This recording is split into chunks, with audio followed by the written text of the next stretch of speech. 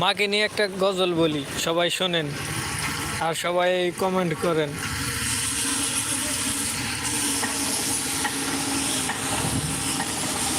আমি চাঁদকে বলি তুমি সুন্দর নও, আমার মায়ের মতো। আমি গোলাপকে বলি তুমি মিষ্টি নও, আমার মায়ের মতো। আমি চাঁদকে বলি তুমি সুন্দর নও, আমার মায়ের মতো।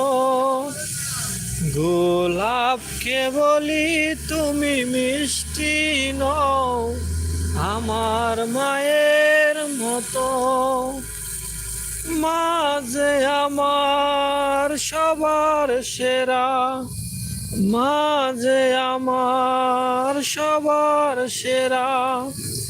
অনন্তকাল বিরত